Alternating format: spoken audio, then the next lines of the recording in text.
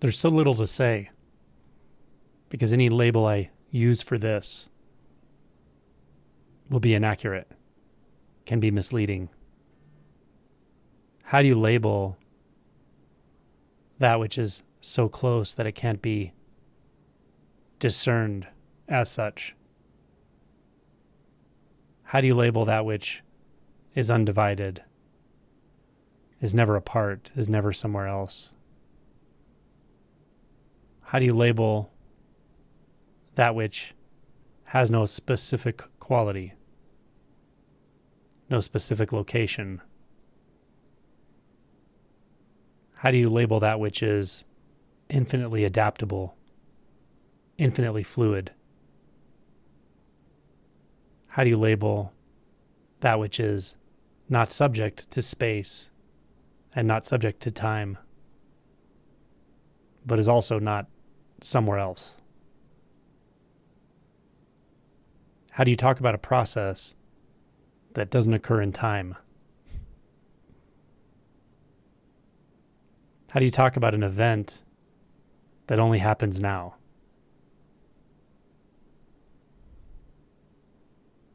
How do you talk about a possibility that is already the case?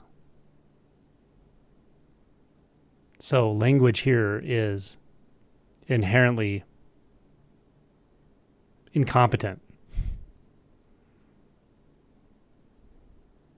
Discerning this with the mind is a fool's game.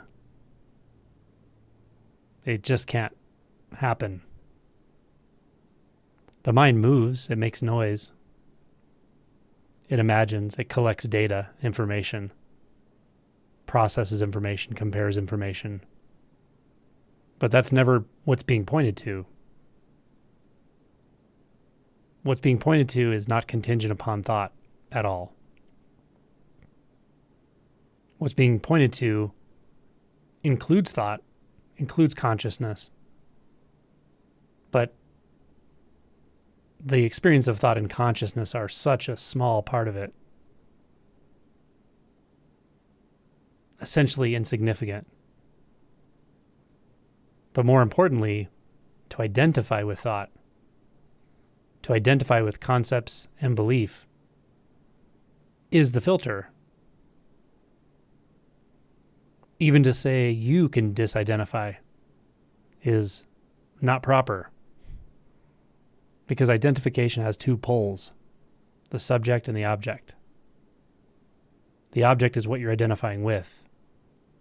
That's what's mistaken for the world, what's mistaken for reality, what's mistaken for problems, what's mistaken for what you think is true.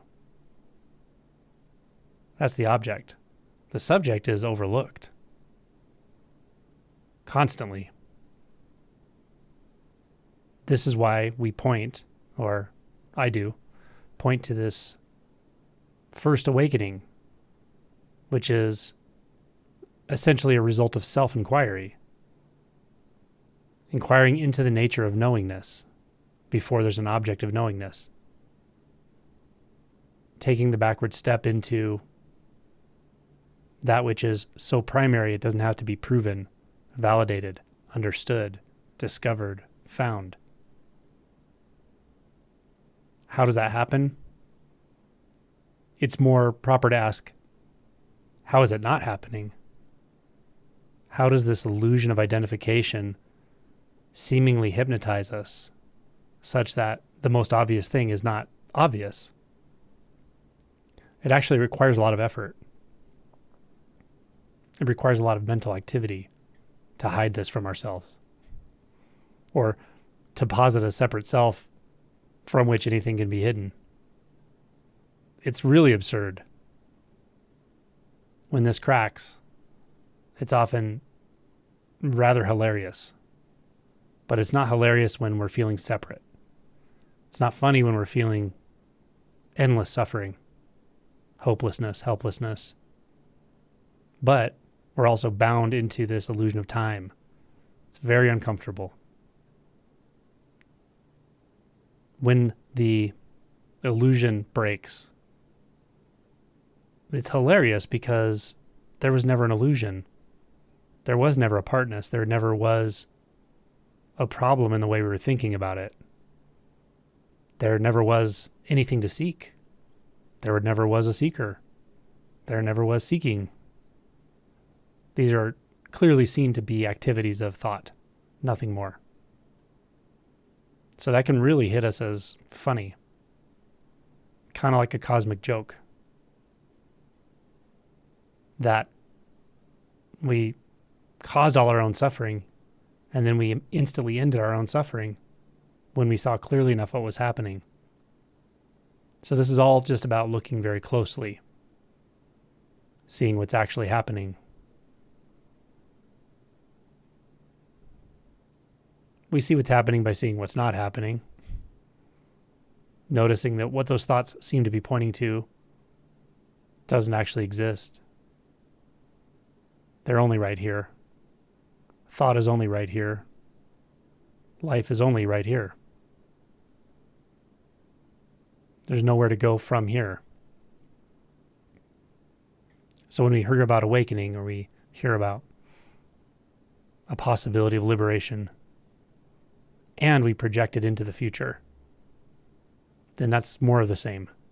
More of the same issue. We're making suffering the problem, and the solution we're making into liberation or awakening. But when we talk about awakening and liberation, we're not talking about that. We're not talking about the way you think about it. And this is a funny thing, because over and over and over, when people wake up, for lack of a better way of saying it, they will tell me, this is just not what I thought it was. It's not what I thought it was going to be. I don't even know what I thought it was going to be, but it isn't that. I hear that all the time. And then I kind of laugh and I say, yeah, you've heard me say this, right? That it's not what you think it's going to be. And they'll say, yeah, I've heard you say that, but I still thought it was going to be something I imagined, or I thought it was going to be something for me, or something familiar in the way that thought is familiar. The story is familiar, the narrative is familiar. But it's by definition not that. I wouldn't say it's unfamiliar, but it's familiar in a very different way. But it's not what you thought, by definition. So the side effect of the mind grabbing a hold of anything like this, a message like this, and turning it into something that's going to occur in the future, that side effect is unavoidable. So don't beat yourself up for it. It's just going to happen. That's the mind's game. And if we're identified with mind, you're in the game, even if you don't know it, until you're not. So that's a side effect, and it's okay, because this message isn't for the mind. This message, this pointing, even self-inquiry, properly applied inquiry into your experience right now, is not aiming for the mind, not aiming for concepts, not aiming for your expectations or your beliefs. It's aiming beyond that, or perhaps it's aiming to something that's before that, something that doesn't move, that doesn't have the dynamism of thought, something that can't be lost any more than it can be gained or found. So even to say this message aims somewhere is kind of funny. It's just right here. The message is the receiver, but not the mind.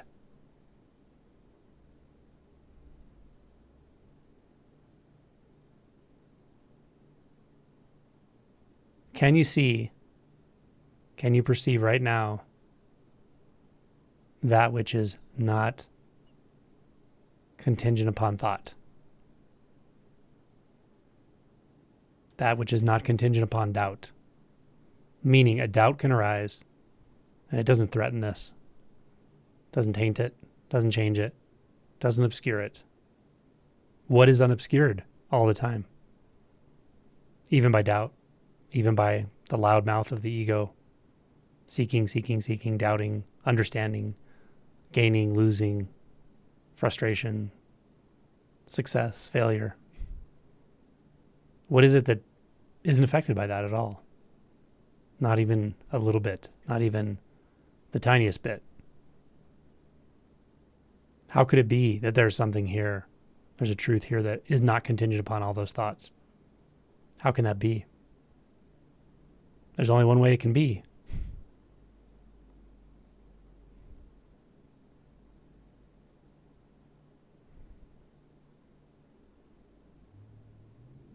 So look before the thoughts. Look after the thoughts. Look between the thoughts.